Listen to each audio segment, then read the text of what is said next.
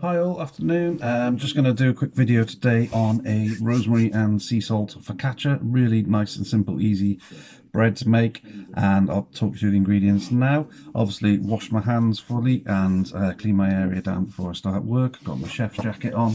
Feel like I'm back in the kitchen again. So what we're going to start off with, the ingredients. We have 300 grams of strong white flour, 7 grams, so you can see that very well, 7 grams of fast action yeast. I'm using a different yeast today. I'm using a dry active yeast. That's what managed to get hold of. And so what I've done, I've added that just to waken it up a little bit, and you may not be able to see very well into the bowl, but I've added 175 mils of warm water, which this recipe requires. And then I've put my yeast into there, so I've got, it's got that bready smell in the water, so that'll just liven up and wake the yeast up. We're going to do it today in a food mixer. I've got a KitchenAid, so I'm going to use that to make my dough, and it is really straightforward recipe to follow. So I just want to say thanks as well to all the likes, shares, and people comments. Love it. It's I was a bit scared putting these out, but no, it's really gone well. I'm really hope you still like them. And like I say, we've been speaking with people in America, speaking with people in Australia, the power of social media. So we will be doing some Yorkshire puddings tomorrow and some other bits for Mother's Day. Right, start the recipe. You're going to need 9 tablespoons of olive oil. 6 tablespoons of olive oil go into a bowl. To that, I've picked some rosemary that I had in my garden, and I've just pulled the rosemary off, as so. And I'll chop that up and put that into my olive oil. So I've got 6 tablespoons of olive oil into there, and into there I've just chopped my rosemary up, put it in there, and that's just going to infuse while this bread's making. You're going to need roughly about 45 minutes to make this recipe, about half hour for proving, about 15 minutes for baking, 15-20 minutes for baking, depending on how hot your oven is. Right, so to start it off, you've got your 300 grams of strong white flour. I'm going to add that to my KitchenAid. Just try and move my camera around. Make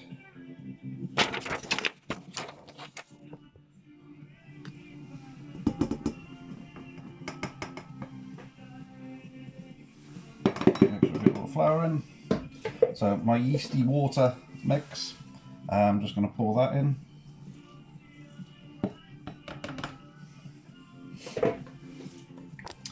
And then what we need is our 3 more tablespoons of olive oil is going to go into the mix. Just get a clean spoon, so I've got rosemary on it. So that's 1, 2,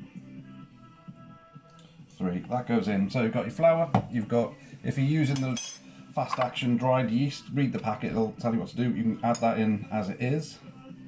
But if you're using the dried active yeast, you just need to waken it with the warm water. So I've got my flour, I've got my yeast, I've got my water, I've got my olive oil in there. We're going to pop the machine down. Obviously with a KitchenAid, don't put it on full blast, otherwise you will get a face full of flour. So just start off on the slowest thing. I've got the dough hook in there, which will pull it all together. And then once you start seeing it incorporated, you can start turning up the speed a little bit, so just go up to the next speed.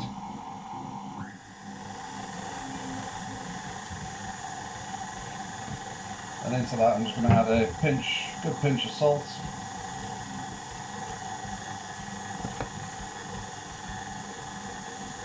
And now that's starting to come together, so I'm going to turn it up on full speed now.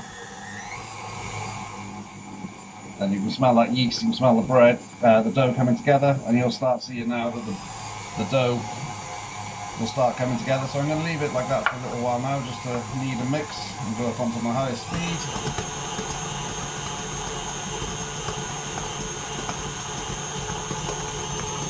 And right, so we're just going to let that knead away for a few minutes. Like I say, that's start from measuring now, it's taking a few minutes, and like I say, let the machine do the work. Just while I clear my area off.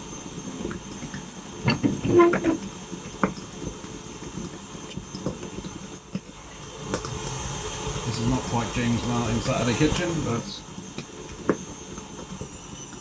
so I'm just going to stop that now. I'm going to turn my dough out should hopefully, if you can see it's just starting to get a little bit elasticated.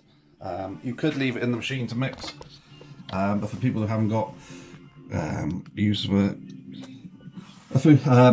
KitchenAid or any food mixer, what you need to do is get your hands in there. Like I say, if you've got kids with you, get the hands in there, get them mixing it up, make sure they've got clean hands, and then what we're going to do, we're going to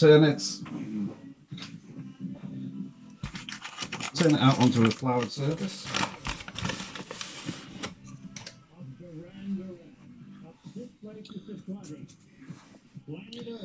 Just move that down a bit, so hopefully you'll be able to see what I'm going to do. So you've got your mix in there. I'm just going to turn that out. Hopefully he pops out. Just tease him out. All your last bits of dough. Scrape off your hook. I'm going to put a little bit of flour on my hands because I have quite warm hands. And then same principle, same as yesterday really. Just start kneading using the good old Paul Hollywood method. And we'll just mix that down. And then we're going to use the same principle as we did yesterday when we made the pizza dough. We're just going to knead this for a few minutes, and again you'll just feel the dough start coming together. It'll start going smooth and elasticy, and what you're doing here, you're stretching out the gluten in the flour, making it more pliable, making it work a bit, and also giving you a bit of exercise while you're doing it. So a little bit more flour. Like I say, you can use a self-raising or plain flour to do this mix. I've got bread flour mix that I was able to purchase from Green and Jenks down on Wellfield Road, so thank you guys. Little deli that's turned now into more of a corner shop in our current times with the cafes shut now. So they're diversifying and getting some business. So like I say, the dough's now we've got a nice little pinch to it, a little bit stretchy. I'm probably going to knead it for a few more minutes,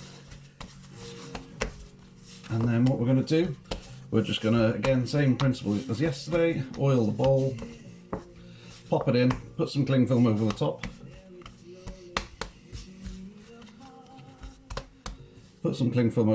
and just leave it somewhere warm to prove. We're looking around about half-hour proving time.